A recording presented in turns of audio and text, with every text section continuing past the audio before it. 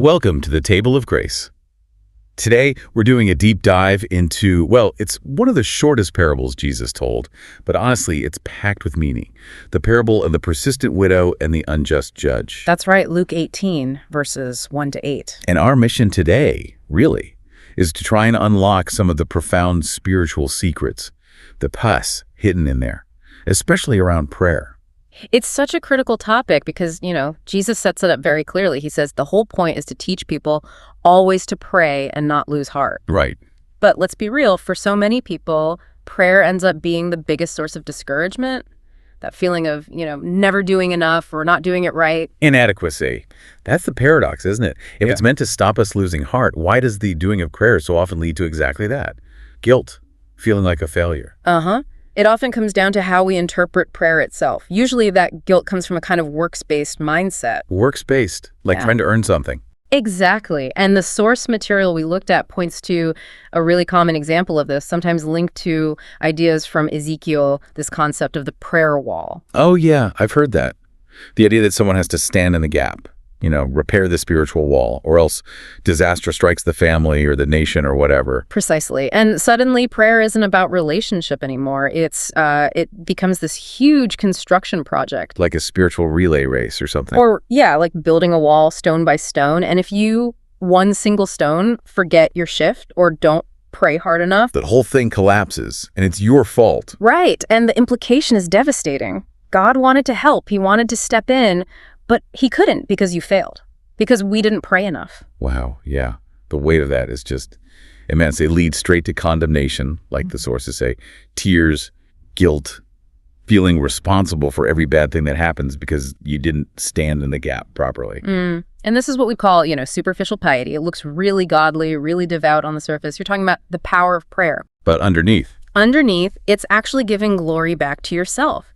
It suggests God's power, his very ability to act, depends entirely on our effort, our performance. It completely misses the point of grace. It's a fundamental misunderstanding. Yeah, it puts all the pressure on us, on our weak shoulders, instead of on what Christ has already done. It shifts from receiving grace to, performing for merit. Exactly. And then you're trapped by the clock, the checklist, the guilt cycle. Okay, so let's move to the parable itself then, Luke 18. Before we get into the characters, maybe we should just remember how parables work. Jesus wasn't exactly making things simple. No, definitely not.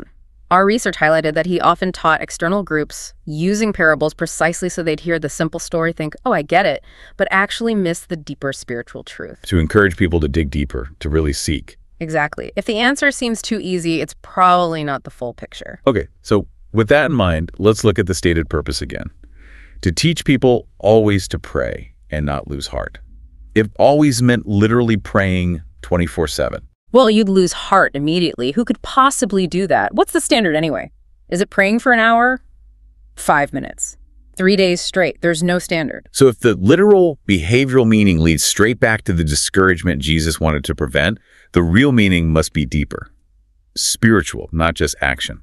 It has to be. And that means the characters, the widow, the judge, the adversary, they must represent something internal, something about the believer's spiritual life. Okay, that's our way in. Let's start with the widow. The parable calls her one of God's elect, his chosen ones. Yes, she's the central figure, constantly bothering this judge for vindication against her adversary. And connecting this to Romans 7, like our sources suggest, a widow is someone whose first husband is dead. Right. And the sources identify that first, now dead husband as the law. Or, maybe better put, our reliance on self-righteousness, on the tree of knowledge of good and evil. So this widow, she's saved. She belongs to God. Yes, she's redeemed. She's God's elect. But she hasn't fully embraced the reality of her new husband, which is Christ, or the Spirit. She's sort of stuck. Stuck how? Stuck in a spiritual limbo, almost. She has salvation, she's part of the new covenant, but she's still operating under the rules and assumptions of the old, dead husband, the law, self-effort. She hasn't fully grasped the power and authority that come with the new relationship. So she keeps trying to use old legalistic methods to get relief or change, even though that system is defunct. That's the idea. She keeps going back to the works-based system. And who is she appealing to? This unjust judge. Jesus defines him pretty clearly. Yeah. Doesn't fear God, doesn't respect people. Why is that lack of fear and respect so significant? Well, if we see the judge as a symbol, he perfectly represents the flesh, our own self-will. You know, that part of us Paul talks about in Romans 7, the part he says has no good thing dwelling in it. The flesh, so resistant, self-serving, not really bothered about God's standards or even other people's needs. Exactly. It resists both God and others. So the judge is that internal part of the believer that constantly pushes back against spiritual desires. Wait a minute. If the judge is the flesh, does that mean every time we try to force ourselves to pray out of sheer duty or obligation or guilt, we're basically like the widow trying to nag our own rebellious self-will into doing something religious? You've got it. That's precisely the dynamic. Look why the judge eventually gives in, not because it's right, but because the widow wearies him. She bothers him relentlessly. Wow. That perfectly captures the friction, the struggle of works-based religion. You're constantly fighting your own flesh, your own reluctance, trying to coerce it into performing religious actions. And the result is grudging compliance. At best. Grudging, reluctant, and ultimately fruitless obedience. It's just external action without internal transformation. And that friction, that constant battle with the judge within, is why trying to pray out of obligation leaves us feeling exhausted and discouraged, burnt out. That makes so much sense. And when the judge, our flesh, inevitably fails to keep up the performance, we feel condemned. Okay, what of the third player? The adversary. Who is the widow trying to get protection from? So, connecting this to Romans 5, the sources suggest the real adversary isn't necessarily an external enemy, but something more fundamental. Sin and its consequence, death. Sin and death. Think about it. When we're operating under the law, under performance mode, what do we fear most? We fear messing up. We fear sin. Because ultimately, we fear the consequence. Judgment, separation, death, hell. So the widow, who represents the saved believer, still stuck in that old mindset. She's fighting the fear of death, the adversary, by trying to force her own flesh, the judge, to perform good works for protection. Exactly. The whole parable becomes this intricate picture of the believer's internal struggle when they're saved by grace, but still trying to live by the principles of law and self-effort, married to Christ, but still following the rules of the dead husband. Wow. Okay, so this sets up the big clash then. Justification by works versus justification by faith. Precisely. Remember, the old husband, the law, what did it actually do according to Paul in Romans? It didn't produce righteousness. It actually stimulated evil desire, the sinful nature. Right. It gave sin something to push against. And the fruit of that was death. Either obvious sin or, perhaps more subtly, that self-righteous hypocrisy, trying to look good on the outside. And we see that hypocrisy in prayer sometimes, don't we? When it becomes like currency, like you said, the checklists, or even quantifying it. We need 50 people praying for this many hours. Yeah, treating it like we're doing God a favor, trying to exchange our good prayer works for his blessings, making merit. So what's the alternative? The new way. The new way of the Spirit. Through Christ's death and resurrection, we died to that old system, the law. Now our life, our actions, our prayer, it's meant to flow from a different source entirely. From the Spirit, from love, forgiveness, trust, from resting in what Christ has already done. Not from the old way of the letter, the written code that brings condemnation, but the new way of the Spirit that brings life. Okay, and this is where Romans 5 comes back in, right? With that paradox of grace. Yes, this is where it gets incredibly powerful and honestly counterintuitive to our performance mindset. Paul says in Romans 5 that sin reigned and led to death. But grace now reigns through righteousness. And that righteousness isn't ours. It's a gift. Totally unearned. But here's the line from Romans 5 that just blows up the whole works model. The gift followed many trespasses and brought justification. Romans 5.16, paraphrase slightly for clarity. Or, as another translation puts it, the gift is of many offenses unto justification. Hang on. Many offenses unto justification. That sounds backwards. How do our mistakes, our offenses, lead to being justified? Well, think about it. If you were perfect, if you had no offenses, you wouldn't need a gift, would you? You wouldn't need grace. True. Grace, by definition, operates where there is lack, where there is failure, where there are offenses. God's power, his righteousness, isn't demonstrated when we're strong and perfect. It's perfected, it shines brightest in our weakness. So our failures, our trespasses, they don't disqualify us from the gift. Quite the opposite. They become the very context, the very reason the gift is given and displayed.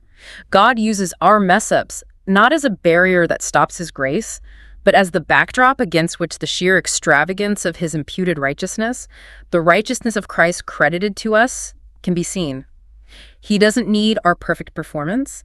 He uses our confessed weakness to magnify his grace. That completely flips the script. We fear weakness, we fear messing up because we think it triggers condemnation from the unjust judge inside. Right, from our condemning flesh or reliance on law. But you're saying because of Christ, our weakness actually activates the reign of God's grace. Precisely. So going back to the parable, the unjust judge finally helping the widow, that represents the reluctant, conditional, ultimately failed effort of the flesh, trying to achieve righteousness on its own terms. It's forced. But God's vindication. God's promise to vindicate his elect widow isn't based on her nagging performance at all.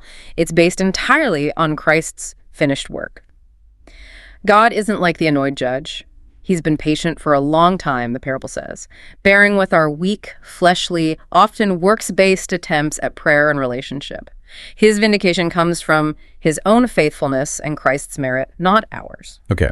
This leads perfectly into Jesus' final question in the parable, doesn't it? Yeah. After this whole story about persistent prayer, he doesn't ask, will people be praying hard enough when I return? No, it's striking. He asks, when the Son of Man comes, will he find faith on the earth? Faith. Not prayer quantity, but faith. That's the ultimate key. The true spiritual meaning of always pray and not lose heart isn't about maintaining constant behavioral activity. It's about living in a constant state of faith. Meaning constantly trusting, constantly resting in what Jesus accomplished, relying on his finished work, his righteousness giving to us as a gift, rather than scrambling to meet some quota, perform some ritual, or appease some internal judge through our own inadequate efforts. So prayer shifts then. If you're living in that faith, that trust, then the fear disappears. The fear of condemnation, the fear of death, the adversary loses its power. Prayer stops being anxious striving, and it becomes rest. Resting in his finished work. Exactly. And when prayer flows from that place, knowing you're already totally supplied, completely loved, unconditionally forgiven, what does it sound like? It sounds like thanksgiving. It becomes a thankful response, not a desperate plea for acceptance. That's the new covenant reality. So, pulling this all together for listeners, this parable is like a map showing the journey from that old way of living. The old covenant mindset, fear, self-effort, always trying to appease or coerce that resistant, unjust judge, the flesh. To the new covenant reality, faith, rest, and living under the reign of grace. Yeah. The widow, who is God's elect, needs to realize her true identity. Through Christ, she's not a desperate beggar pleading with a reluctant judge. She's already a queen, destined to reign in life, Romans 5:17. She doesn't need to strive for merit. She needs to rest in the merit Christ has already provided. Okay, so here's a final thought to chew on, maybe a provocative one. If justification comes by means of many offenses, like Paul says, does that mean we just give up trying to do good or avoid mistakes? No, not quite. But it definitely forces us to rethink why we avoid mistakes. True rest and true faith blossom when we stop fearing error. Why? Because we realize Christ's righteousness covers us so completely, so absolutely, that our stumbles don't define us or disqualify us from his grace. Wow, that is liberating. It really is. God's grace is already prepared for you right now. It exceeds anything you could ask or even imagine. It's like the sunshine, it's poured out everywhere, already covering all your shortcomings, past, present, and future. The wall is gone. It's just an open door. That's an incredible perspective shift. Thank you so much for walking us through that deep dive today. It genuinely changes how we can approach something as fundamental, yet often complicated, as talking with God.